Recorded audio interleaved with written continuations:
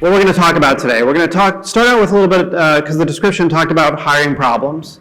Why are people leaving your organizations? Why do they want to leave your organizations? Why are you having a hard time finding, especially people in executive level roles nowadays? What is emotional intelligence, why it's important, and kind of some skills to how to build that in yourself and your organization and why it's important. So that's kind of what we're going to cover. So we're going to do an icebreaker first. You've probably noticed as you've come in, there's some different sayings around the room on some big 3M sticky notes. So basically, we're all leaders. Even if you're not a leader, you're a leader, or you could be a leader.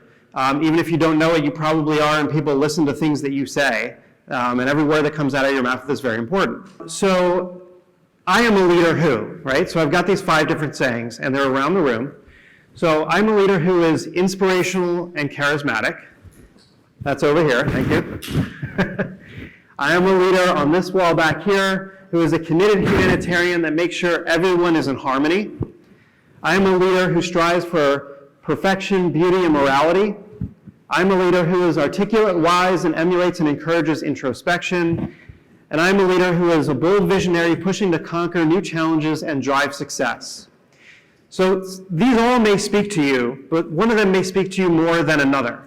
So what I'd like you to do, we're going to do a little bit of just kind of a group exercise, get the blood flowing, because I know it's still early in the morning. I'd like you to go around the room and go to the area of the saying that really speaks to you the most. Again, some of them may speak to you, they may all speak to you. There's no wrong answer, but you would actually need to use your legs, yes, and rise out of your seats.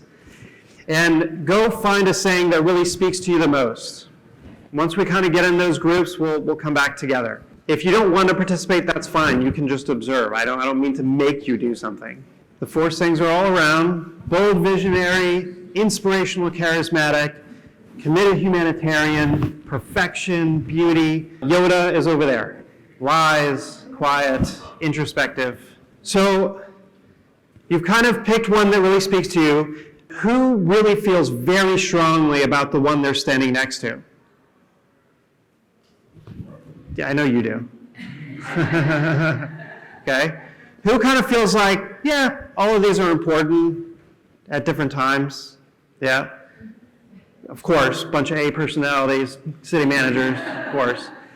They are all important, but sometimes we tend to value one over another, and sometimes some even across the room may actually kind of rub us the wrong way, even though we know it may be useful at some time. But we gravitate towards one that we like. Is there anything, for this group over here, is there anything around the room that isn't bad? It's not bad, it's just like, it's not what I would pick in most situations. Harmony? Okay. Harmony. That is a really interesting answer. Thank you so much for that. I did not plant that answer. And every time I do these, I get so excited by the answers that are given because it's so on point, it's scary. So they basically said they don't like harmony. That really pushes against them. Harmony's over here. How do you guys feel about that? How do you guys feel about that? Yeah. Right? Everybody's getting along. If I had to punch anybody, it was my wife, so right? Out of the whole group. Harmony is good too, right? Getting along. Sometimes if we're trying to move really fast and conquer that new thing, we can't get everybody in the room together. Let's just go, right? Let's move. That's this group over here. What about over here? Is there anything else around the room that really doesn't really speak to me? No? Nobody wants to speak up? Okay.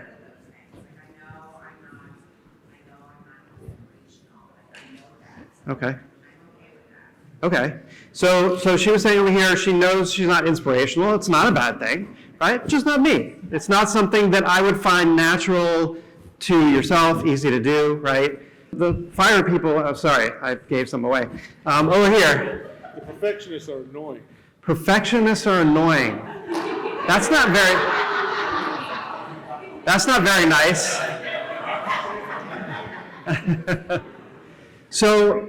So you can start to tell here as we start to warm up a little bit, all of these things are very important.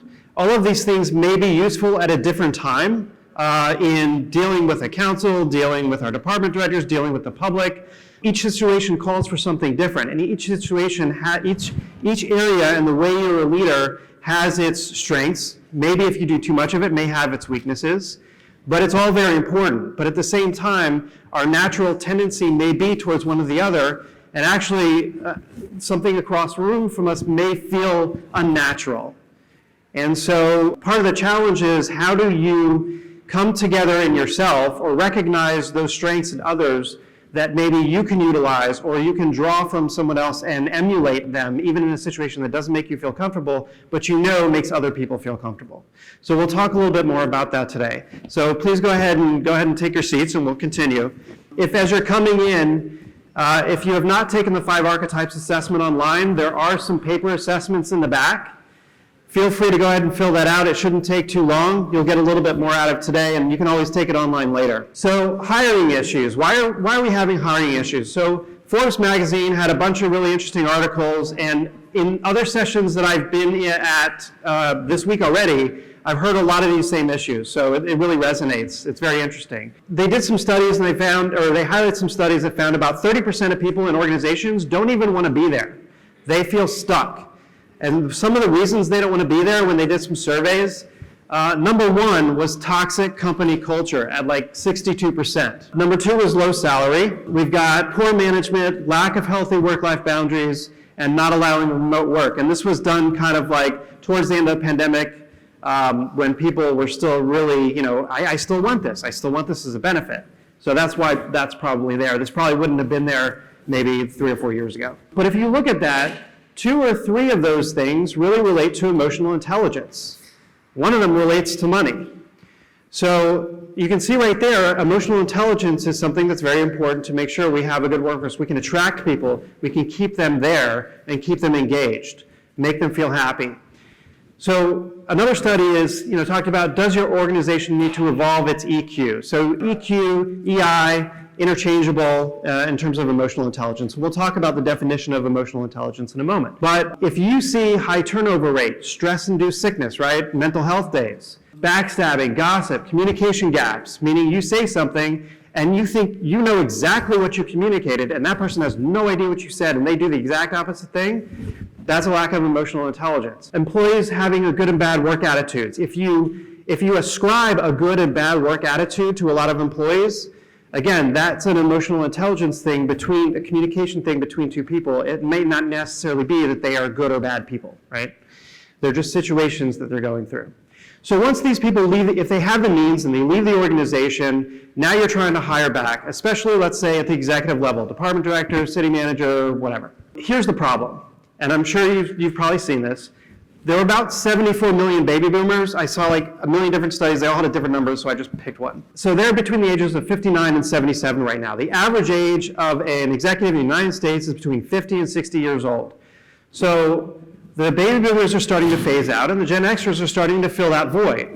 But look at that gap. There's a 24 million person gap in the United States between those 2 people. So if you're having a hard time finding somebody with the experience and the level of education that you're looking for to fill that position, there's a huge gap. And I've been working on some executive recruitments, and I've noticed some positions that used to have 20, 30, 40 really good applicants, maybe we get 2, right? And so you're going to have to fill in that with the millennials. Congratulations, millennials. You guys are going to have an awesome, easy time getting these jobs. But, until they have the experience that you want, either one, you're going to have to skip and go to the millennials. If you're going to get a Gen X, it's going to be hard to find. So once they leave, it's going to be hard to get those people. So what can you do? So what is emotional intelligence? Emotional intelligence is basically the ability to understand you, how you think about things that happen to you, how you handle yourself, and how you perceive other people, how they react to certain things, so that you know how to deal with them. We'll talk a little bit about that in a minute. But biologically speaking, because this I find a little bit easier to understand.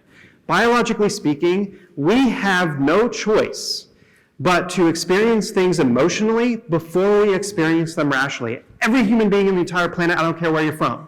Sight, smell, taste, sound, biomechanically, stuff comes through your spinal cord, or it comes through your olfactory senses, or your ears, your eyes, nose. It goes to that specific center of the brain. It goes through the limbic system, which is your fight, your flight, your emotion center.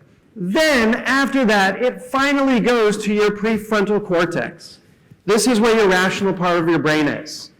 So even if you don't perceive it, You experience things emotionally before you think about them rationally. Emotional intelligence is the ability to communicate between the rational part of the brain and your fight or flight syndrome quickly so that you respond in an appropriate way before responding in an inappropriate way. That's really all it is. It's biomechanics. There's three main parts to people. There's IQ. We kind of know what IQ is, right? IQ is actually your ability to learn quickly. It's not how smart you are. It's how quickly can you learn. EQ is how quickly can those two parts of the brain communicate with each other. And personality. Those are kind of the three things that make us up as human beings. Research to date has shown you can't really change IQ unless you have a traumatic brain injury or you drink a lot of alcohol. And you can't change your personality. Those are two things. There's even ancient sayings that it's easier to learn every Bible and every commentary on every Bible than it is to change your personality. That's the saying from like 2,000 years ago, when there was a lot less commentary on the Bible. But your IQ, your EQ is one of those things that you can change. Their brain is like a muscle. Who in here has heard of neuroplasticity? Okay. Neuroplasticity is the ability for you to be able to actually change your brain. You train your brain just like you train muscles. If you want big biceps, do you stay home and work on the computer all day? No. You go to the gym. You're not going to build your biceps. It's the same thing with the brain. There are exercises that you can do, and they're different for everybody, and we'll kind of talk about that in a minute, to basically strengthen the communication between these two parts of the brain. And the more you work on it, no pain, no gain, the more you work on it, the more you're able to do it, the more emotionally intelligent you will be able to be, to notice things about yourself and notice things about other people and how to work through that. So there's lots of different areas of emotional intelligence. It's been boiled down recently into kind of 4 areas. Self-awareness. Self-awareness is knowing things about yourself, knowing what upsets you, knowing what turns you on, knowing what excites you, knowing those things about yourself and being able to know quickly and beforehand so that you're able to prepare yourself for situations, right? Self-management is preparing yourself and being able to manage yourself in those stressful situations. Again, knowing beforehand, I'm going to a council meeting, I know that I have this person who really ticks me off, I just have to center myself and be able to deal with that situation, right? Self-management. You also have social competence, your social awareness, which is knowing how what I do impacts someone else. I know that if I say this in a certain way to this person, they're going to react this way. I can't do that. I got to come at them a completely different way to make this a productive situation. That's social awareness. Relationship management is kind of taking all of that, bringing it together, and being able to manage all of those things in a productive way. Does that make sense? Okay. That was from a book called Emotional Intelligence 2.0, which is good. It's a quick read, kind of light. I wish there was more meat to it, but it is what it is. All right, so why is emotional intelligence important? There's been a lot of studies to show that people who are emotionally intelligent, there's a correlation coefficient. Two things are related to each other. It doesn't mean one causes the other. About 30% of the time, which in social science is a big deal, which is crazy, right? 30% of the time, that's amazing. Same thing with baseball, right? You get a 300 batting average, you're going to go to the Hall of Fame. But for us, if we only succeed 30% of the time, we're in really big trouble. We are not city managers for a very long time. So about 30% of the time, people that have really high emotional intelligence are also very happy. And we've got a lot to cover, so I'm not going to spend too much time on this. If you want to hear about these studies, I can let you know. And happy people are actually more productive. So if you have and they actually live longer, and they live happier lives, and they're more productive, and they're more fun to be around, than people who are just miserable all the time. So if they're happy, they're more productive. And if they're happy and they're not stuck in an organization that's backstabbing and nobody likes each other, they're going to stay longer, and you're going to be able to keep your people have more stable organization, and the productivity is going to go up.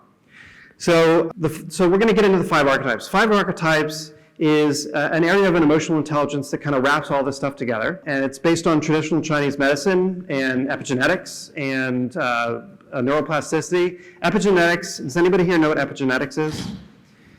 All right, we got 1, 2. Epigenetics is the basically gene expression. So you can change gene expression by how you interact with the world, right? So there's been studies to show, like, if you eat way too much and you eat a lot of sugar, you may have the gene that may make you predisposed towards diabetes, and at some point you may flip that by the stuff that you do to yourself, right? So that's epigenetics. And 5 archetypes is really about empathy. And I've been to a couple sessions today that really hit on this, and they don't really talk about emotional intelligence or empathy, but that's kind of where they're going. So who here knows what empathy is? What is empathy?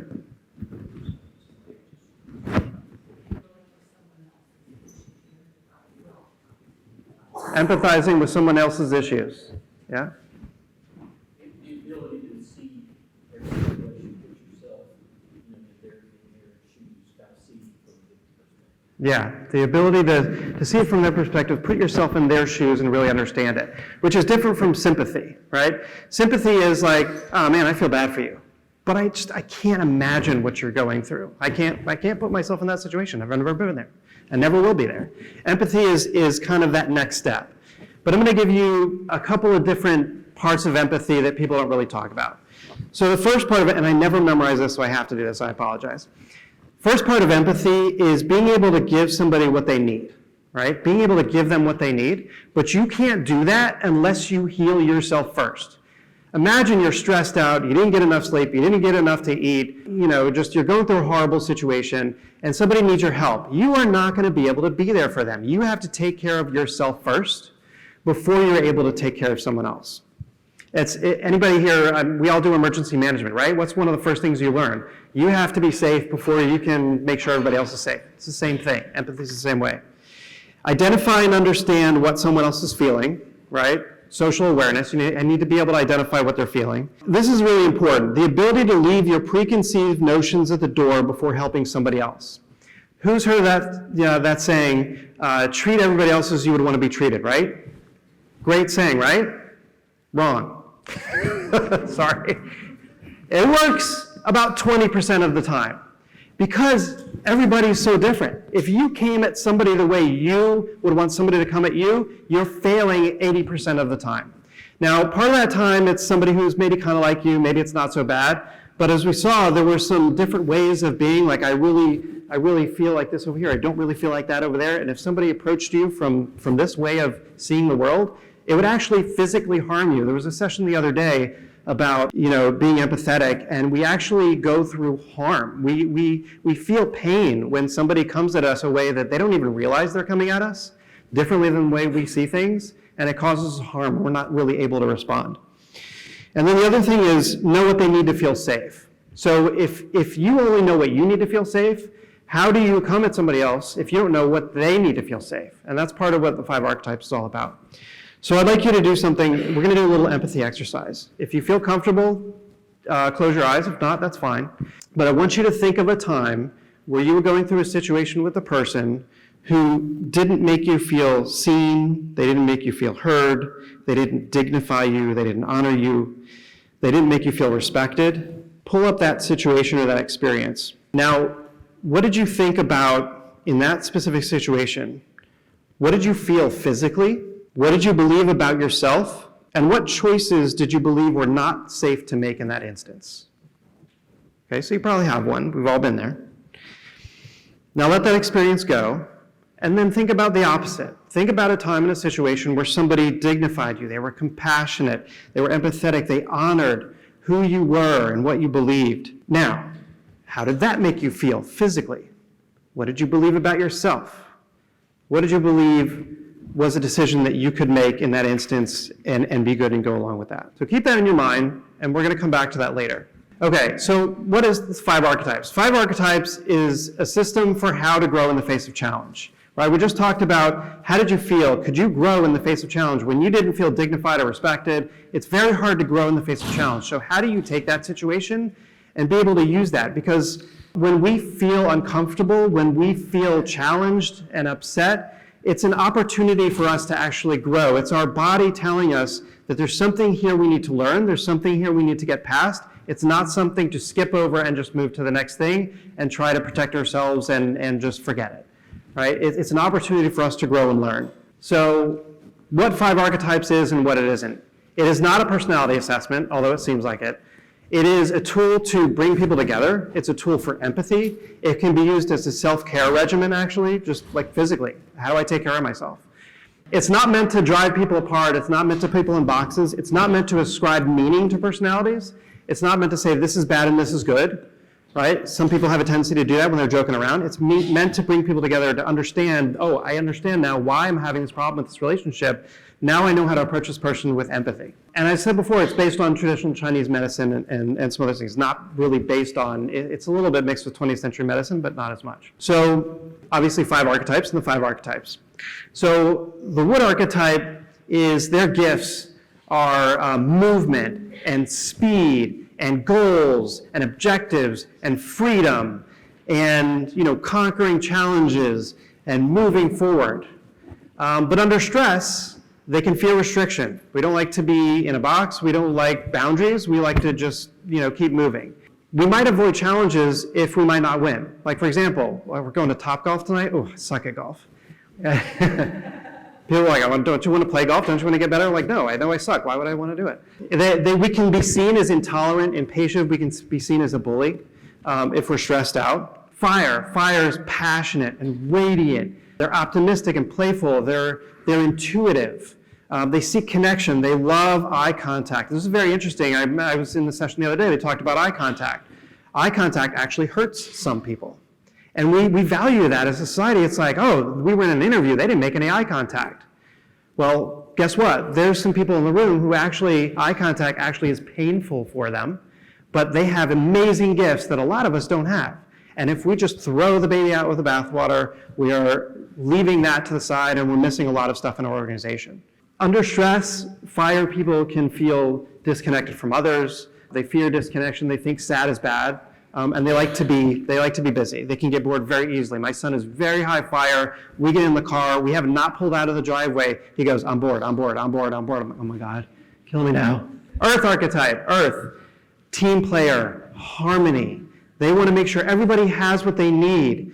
They like taking care of people. They like gathering people together, gathering information. They have the easiest time being empathetic, to being able to figure out what everybody else needs. Under stress, they can be concerned about letting others down. They don't want to let anybody down. They could be indecisive because they're gathering information and they don't want to move forward till everybody, is on the same page. And they're worried about that separation from unity. Metal. Metal is dignified, refined. They learn very well from the past. They revere beauty, morality.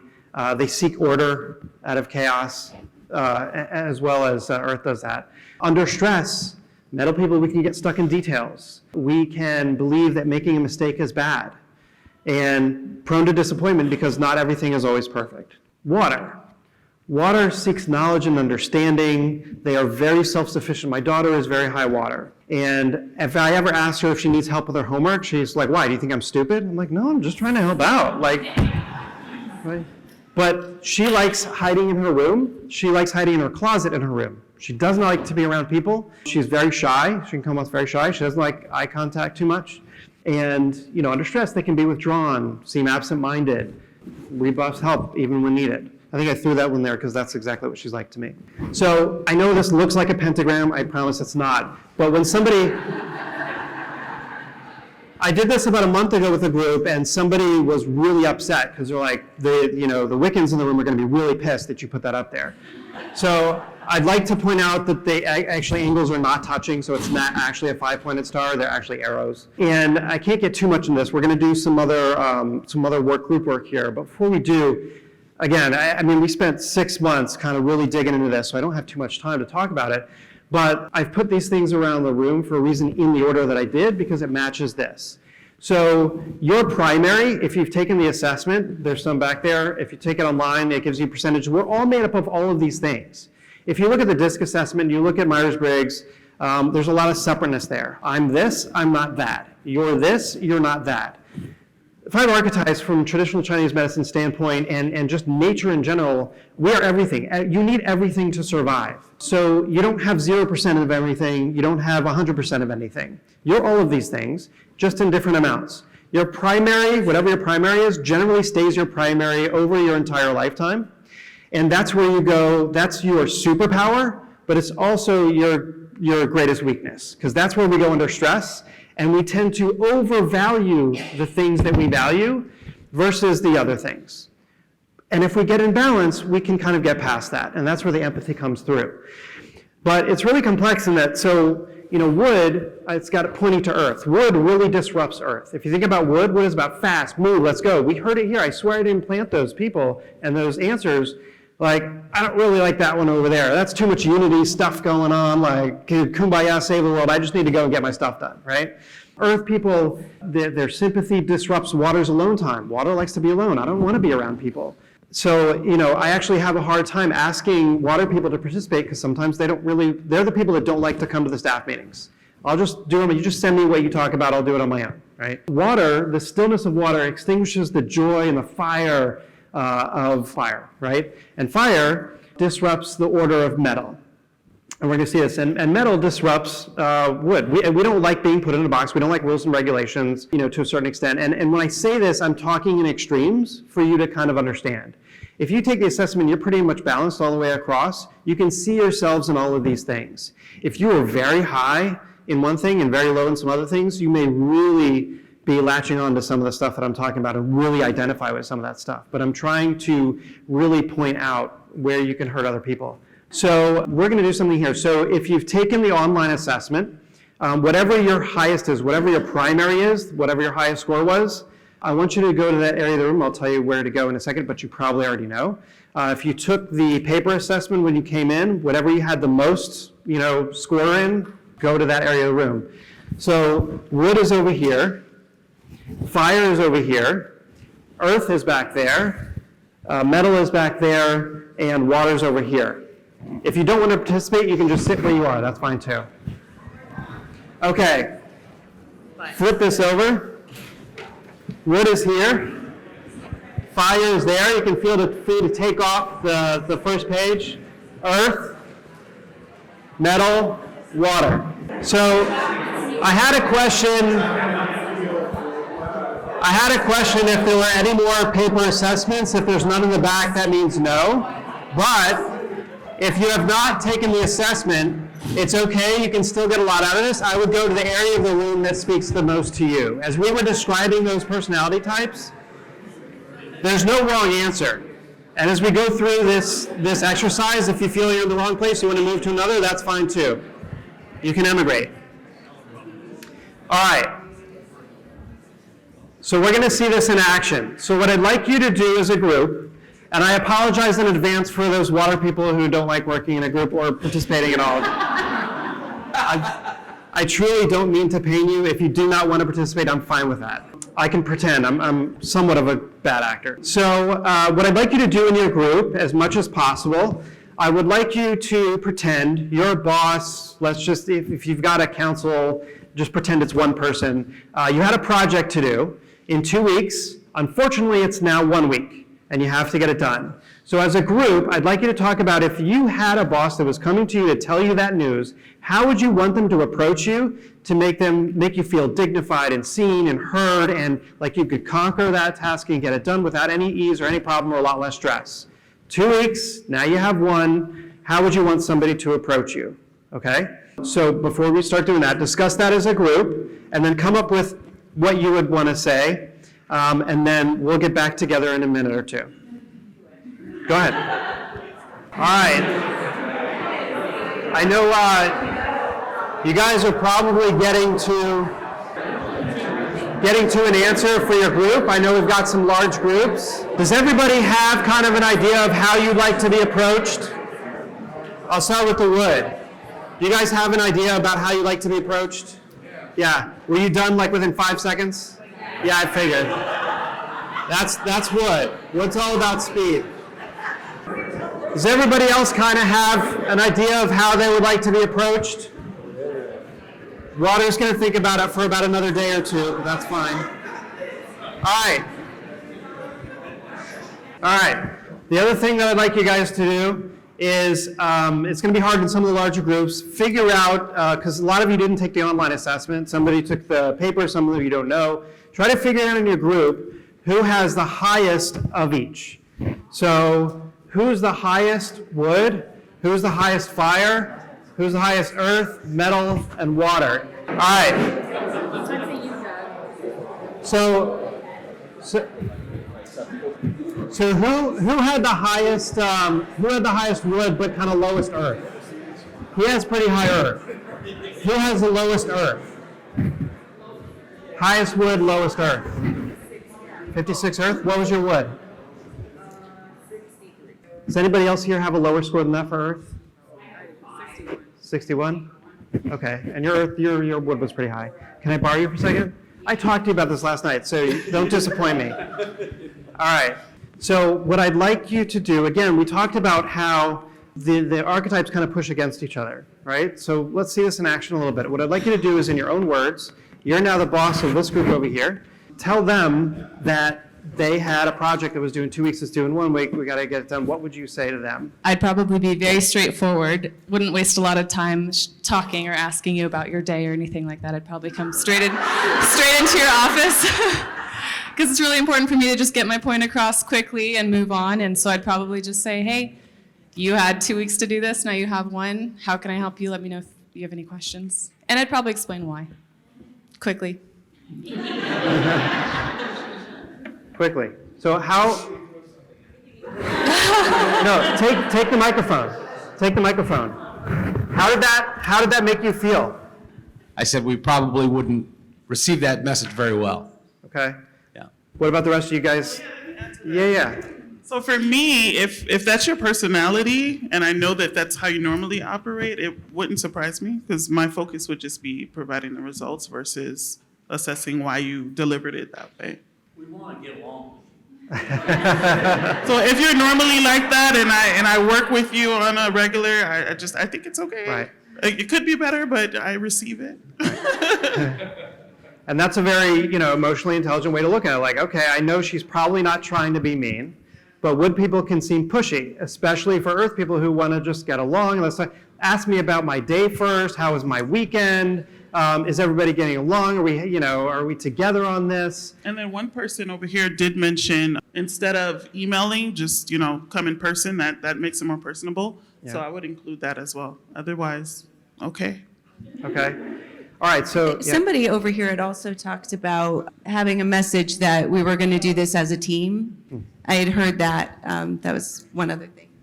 Yeah, Earth is all about teamwork. So go ahead and take the microphone again. Don't tell them how you would approach them. Tell them now in their words that they have 2 weeks now, they got 1 week. In their words and how they would like to be approached. How's your day today? How are you? How's your weekend? How's the family? So, hey, I noticed that this is difficult. It is.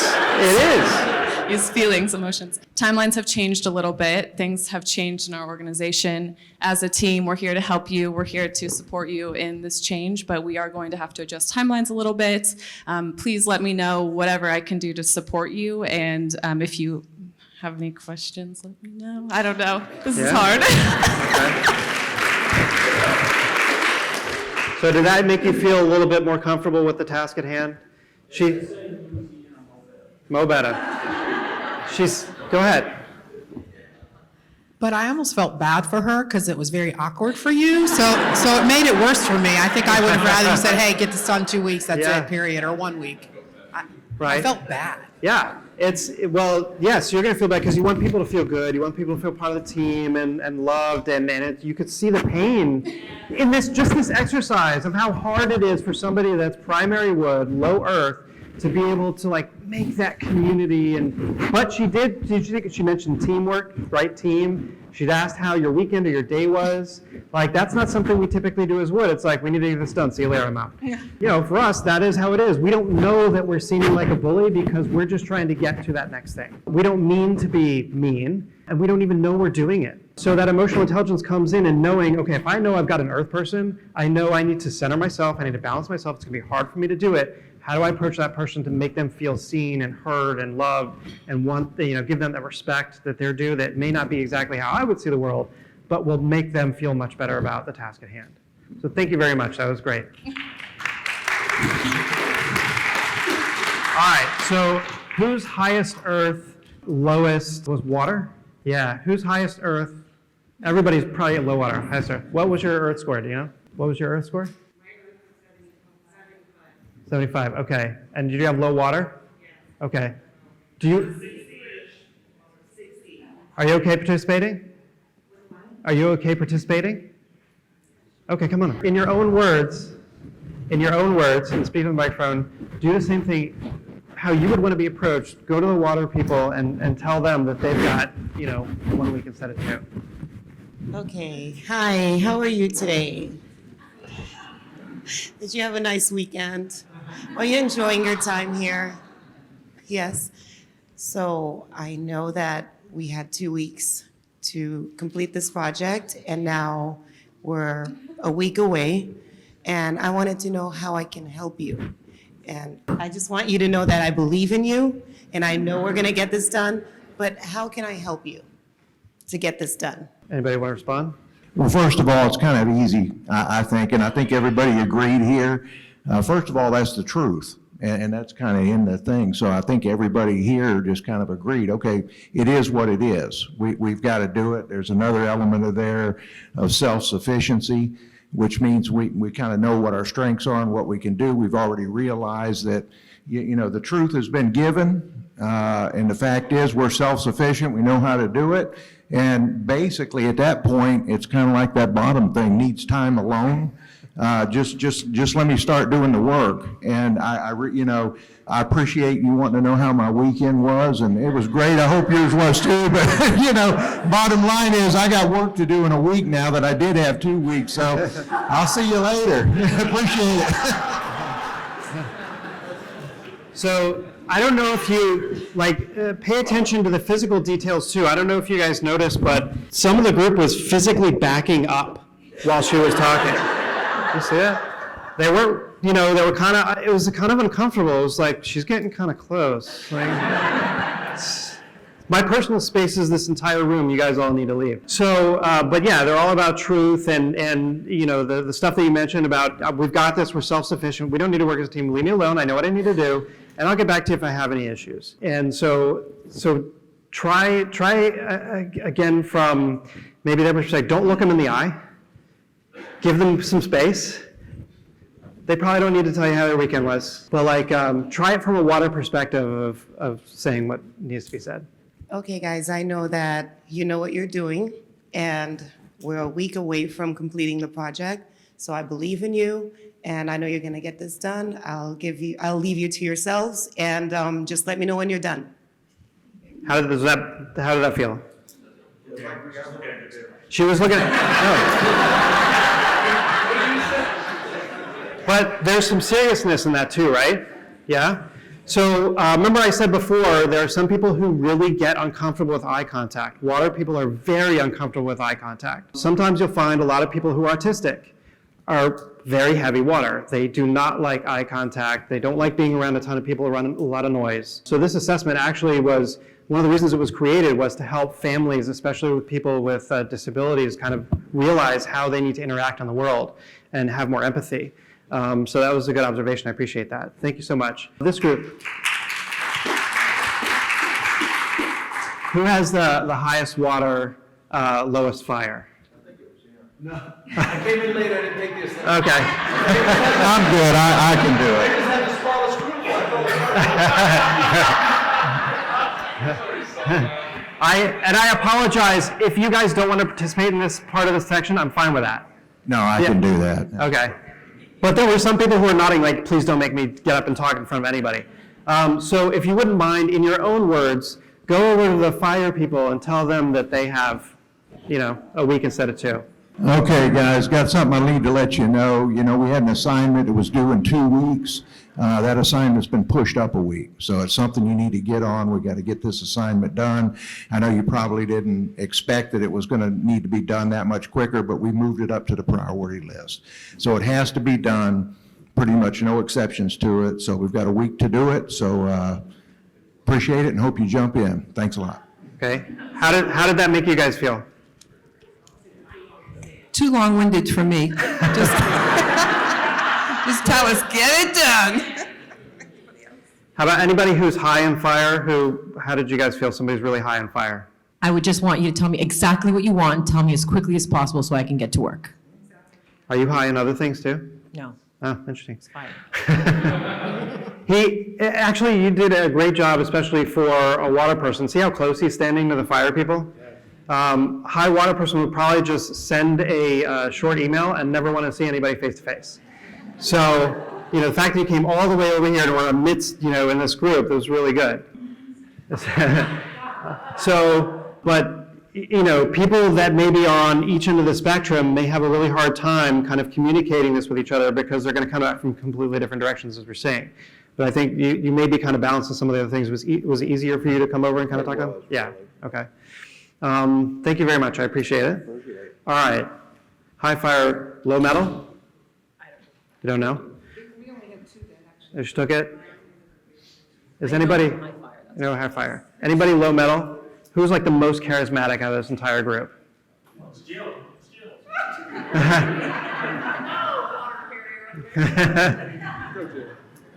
Do you want to? Yeah, okay. All right, if you wouldn't mind, in your own words, going and telling the metal group that they've got, 1 week instead of 2.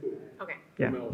All right, everybody, listen up. We have a new change to this project. It is no longer 2 weeks. We have to move it to 1 week, so get to work.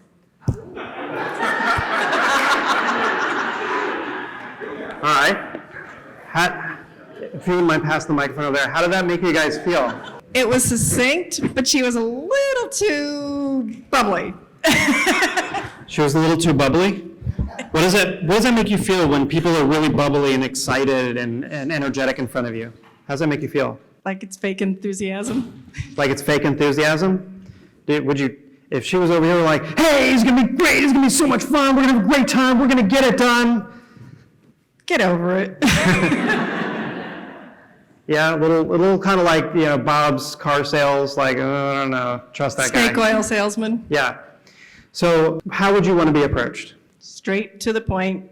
Get out of our office. Let us do it. She actually did. She was pretty succinct. She That was good. very, very good and succinct, but yeah, a few more facts. A bit more facts. Yeah. Metal definitely likes the facts. They like to understand the parameters. What exactly do you want me to do? You need to be very specific, and they will get you exactly what you need, and they will get it exactly right. The why would be nice. Yeah. So try it again. If you might pass the microphone, try it again a little less bubbly. Pay attention, everybody. We have a change that has come to us. The 2-week project that you're already familiar with the details has now changed to 1 week because somebody up top decided they needed it right now. So I need you guys to put your best foot forward and get it done so that we can meet this deadline on time. Thank you. How was that? Was that better? Okay. You did it quickly too. I mean, you don't have time to explain all the details, but she said details on time, got to get it right, so it was very good. Did it make you feel a little bit better about doing it? Did you feel a little more trustworthy? Yeah, okay. Thank you so much. Would you mind, who has the highest metal, lowest wood? All right. Did you notice too, when she approached the group, how very stern they were looking? Right? This is serious stuff. This is not playtime, people. So these are very serious folks that want to make sure that if you're going to get something, it's going to be right. Right? Would you mind approaching the wood people and doing the same thing? In your own words, not how you'd think that they would want to hear it. All right, team. We had 2 weeks. We got 1 week. Somebody on the commission decided that they were going to make promises that we didn't agree to. So now we don't have any choice because they've already made a public announcement. So we're going to go through with it. Nothing else on the project has changed. I believe you can do this. We're going to get it done. Go to it. How'd that make you guys feel? We already knew that. So basically what you were saying is every single word she said was one word too many. That's what I heard. Metal, yeah. Anybody else? How'd that make you guys feel? Why is that my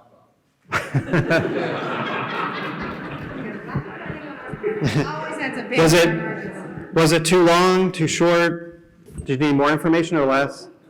It was pretty less? Okay. Yeah, wood's all about, give me the bullet points and let's go and let's finish it. I had another group do this too, where the metal person put in some sort of prize at the end, and we're all about winning. So wood's all about winning. Like, prize? Yeah, you got me. Let's go, let's do it. If we can win this thing, we're gonna be first, we're gonna be fastest, we're gonna be the best. Yeah, I got it. But yeah, wood's all about, bullet points, short to the point, we're gonna win, we're gonna do it. So try it a little bit again, really short bullet point. All right, team, deadline has changed, no longer 2 weeks, 1 week, get it done, and at the end, there'll be a pizza party. All right, was that short enough? Yeah, now we've got more time to do the project and get moving on the second thing? It was kind of hard, wasn't it? It was a little hard for you to do that? I don't understand why they need a reward. That's a really interesting comment, yeah. I don't think it's so much about a reward, I think it's the challenge. If you started with, I have a challenge for you, we would like to work out. Yeah, the comment was it's not so much about the reward, maybe it's about the challenge, which also is very Wood, creating that challenge and getting through it. But I mean, you can tell here, so thank you very much, I appreciate that. And how did you guys, what would you want somebody to say to you to get this done? Yeah. Kind of emphasizing the challenge, saying, I know this isn't what we anticipated, but I got faith that you can get it done, kind of thing. Yeah. That kind of is a reward at the end without it being a reward. It's like an intangible reward. Right. Where it's kind of like, oh, well, my boss has faith that I can get it done, and then I'm just kind of reinstilling that confidence in them. Right. When it's done.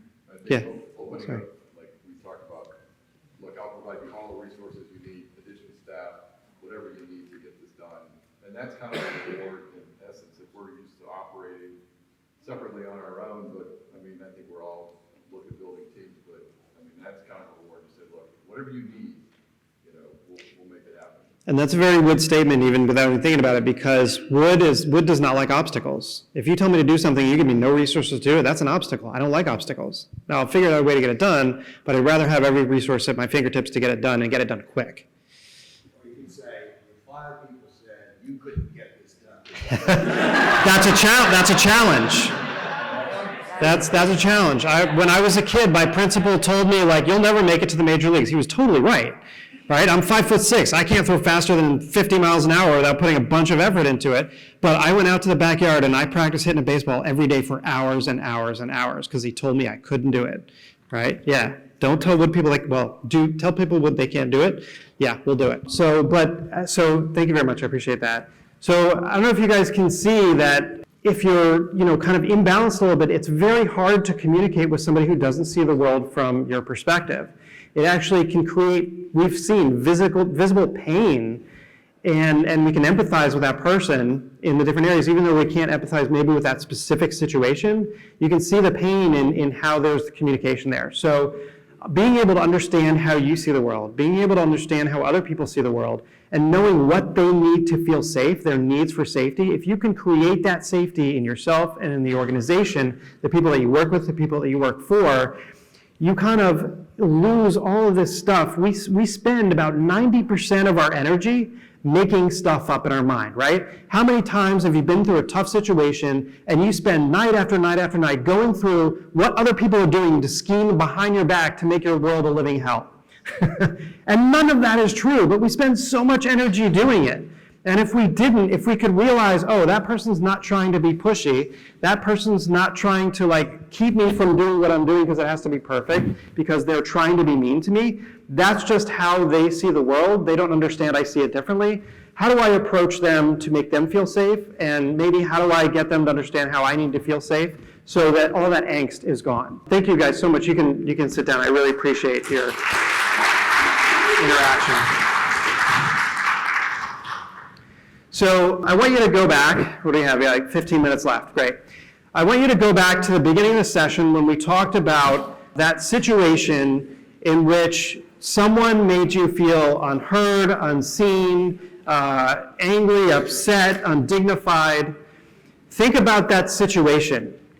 Based on the relationships of kind of how people see the world, can some of you start to see a connection between maybe what was going on? It may not have been intentional. Some of you may have thought about an intentional situation, but can anybody remember back to what you were thinking and feeling, and can you see any connection between any of that?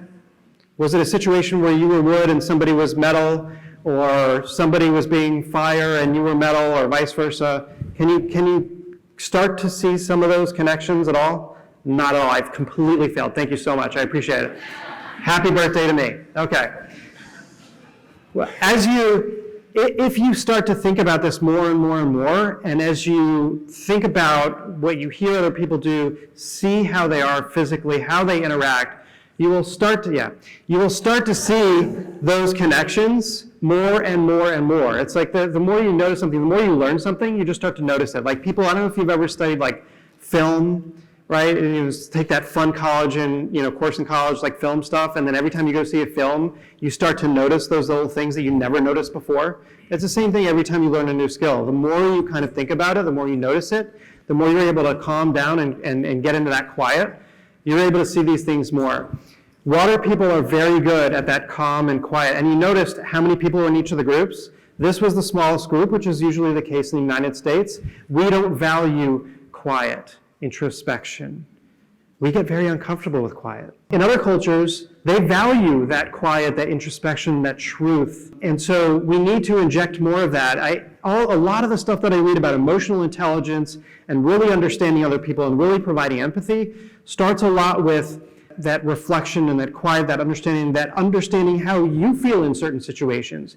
Sometimes we're so busy moving forward and doing what we need to do, we don't take the time to understand how we feel in certain situations. And you don't do it until you take the time to do it. And for wood people, that is extremely hard because we are all about fast movement. You ask me to go meditate on something, I know I need to, but I just can't unless there's some sort of challenge or you gamify it. Maybe that makes it easier.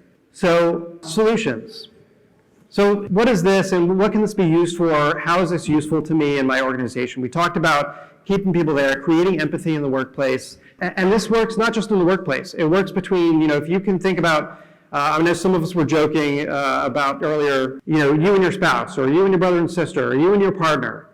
If you can't go to sleep at night because there's mess in your house, that may be, a mental thing. If you're married to somebody, you have a partner maybe who is wood and just wants to get stuff done, they may or may not put things in the dishwasher. If they do, it's definitely not right. And you can't go to sleep unless it's in there the right way.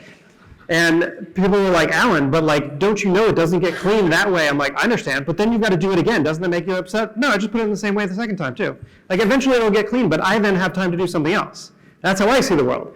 That really upsets my wife because she's very high metal and she wants to make sure everything is in its place and right. I've worn her down over the years, but so this can be used as a relationship management tool. How do I approach somebody else to make them feel safe, to make them feel included and that they're getting empathy from me that they need to do the best job that they can do. A self-awareness tool, obviously, to really understand how you see the world so that you can be able to help other people.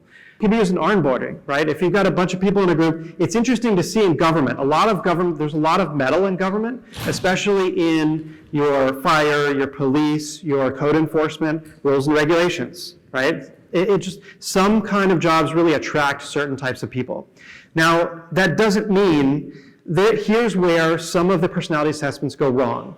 Because they take a personality assessment and think, oh, we want to be all winners, we're only going to have all wood people who push forward with no boundaries and no limits. Anybody ever here see Wolf of Wall Street? That's what happens when you get a bunch of wood people anywhere. They all go to jail, right? Rules don't apply to us. Let's go forward, let's go fast. We're going to do everything we need to do to win, win, win. And a bunch of competition, people fighting with each other, even clawing, backstabbing. You need a group of everybody in that room to balance out what's going on, to really get you to that best solution. And you need to really be able to allow them to express how they want to be. We were working for a city doing a project, and the person that we were working with was very high water, very high wood, could see the future. They can see the future. We know what needs to be done. We don't need anybody else to help us with it. We're going to do everything ourselves. And it was a huge mess. And the other people in the organization were really angry at this person. But in conversation, I was able to talk to them and say, well, look at the value this person brings to the organization. Nobody else has what this person has. They see the truth. They can see the future. They can get you where they need to go. But they never wanted to work with anybody on stuff, so that's why everybody was messed up. The person would put stuff out there, and there would be so many mistakes in it. They didn't care. They just needed to get it done, get it out there, and get it finished and win. But there were so many mistakes, they could have gotten into big trouble, big lawsuits. And you really needed a team. So there's ways to get around that by just honoring what people bring to the table. Group training, obviously, bringing people together to understand how everybody works. Social awareness, 360 evaluation, very differently than you've ever seen it before. It's more of how do you operate? How does your team operate above and below you? So you know how to deal with everybody in a compassionate way.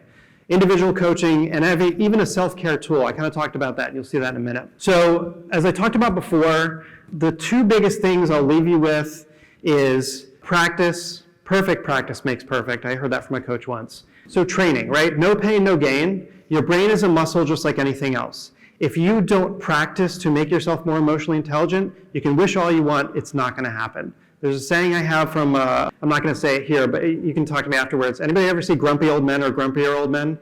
Oh, such a good movie. If you want to hear the saying afterwards, I'll let you know. But you have to work at it. Just like anything good in life, you have to work at it or it's not going to happen, right? Practice. Derek Jeter's up there, Hall of Famer.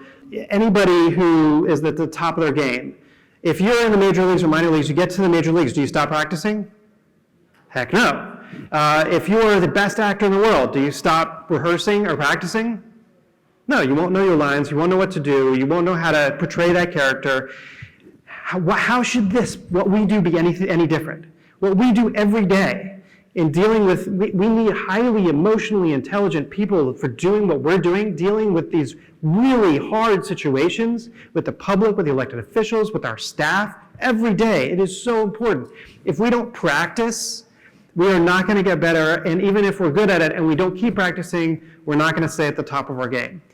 And the other biggest thing, which is really hard for us here, really easy for this group over here, is slow down.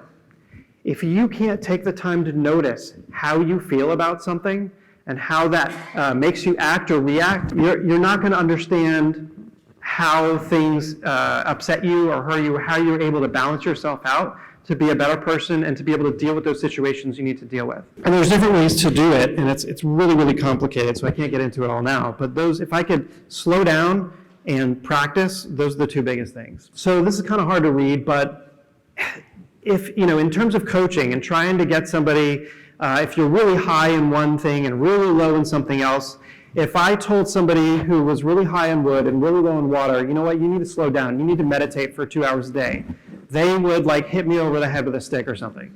Because they would never probably want to do that in a million years, because I have a million things to do. I can't sit down for 2 hours and meditate. Somebody who may be really high in water and who really low in some other things and be like, yeah, that's fine, I'm good with that. So I can't just immediately tell somebody, just do this, because it's so against their nature. You have to kind of work them around to be able to get to what they need. If I gamify something like that over here, it might make it a little easier for somebody on this side of the spectrum. So, and I didn't really mention this, but really the 5 archetypes is this solution model that goes from physical to behavioral all the way to spiritual, right? So if I was the first thing you need to do with somebody to make them feel loved and respected and empathize with is meet them where they are. If they're fire, if they're earth or metal, you know how to approach them to make them feel safe. Once they feel safe and they don't feel pain, you can then get them to that place that you need to get them to. There's 2 different types of people that this becomes a big problem. There's fixed mindset and growth mindset. Anybody ever heard those 2 terms? It's called something different everywhere. Growth mindset is taking responsibility for yourself, knowing that the only thing that you have control over in this world is your reaction, your relationship to your stress, and how you deal with that in the open world, right? You don't have control over anything else. And you know that there's ways that you can get better, and there's things that I can do to improve. Fixed mindset is, my problems are everybody else's fault. What's the joke we always say? This would be a great job if there were no citizens. That doesn't leave this room, right? So, ascribing all my problems to somebody else, that's a very fixed mindset. I don't have anything to do, I'm perfect, I'm great. If everybody else changed, my life would be so much better. That's fixed mindset. If you can't get somebody out of that, I could talk till I'm blue in the face, it won't matter. You got to get them out of that mindset of thinking, get them to that growth mindset and say, okay, maybe I do have something to learn, maybe there's something I can do to improve and change, and then it's a much easier solution to get them to where they need to be. That's my information. We've got 4 minutes and 38 seconds left for those metal people in the room. That's an exact number. Do you guys have any questions? Yes? Where's the online? Okay. So, do you have questions? So the online self-assessment is at CareyDavidson.com. So it's CAREY Davidson, DAVIDSON.com. Full disclosure, it does happen to be my sister, so she looks a lot like me. Even though she's older, she looks a lot like me. But she's been doing this for a better part of a decade. She started her career in HR. She was the director of HR for Columbia University. She went into nonprofit management and then holistic healing. And she's worked with a group of doctors in New York over the last, who developed this for the last 10, 20, 30 years. Again, started with families and trying to get families to understand how they all act in this unit. And then she took it from an HR perspective of, well, how do we deal with this on a more global basis? This method is used by Microsoft, by Tony Robbins. I know Microsoft has won awards for it.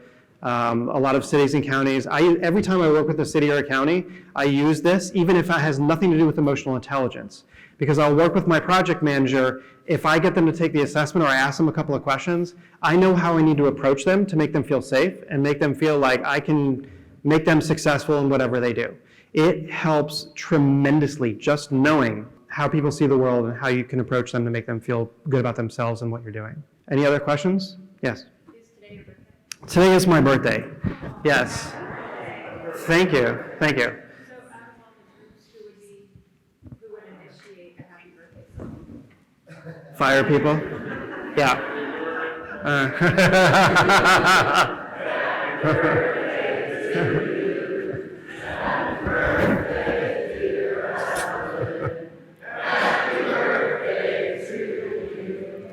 Thank you.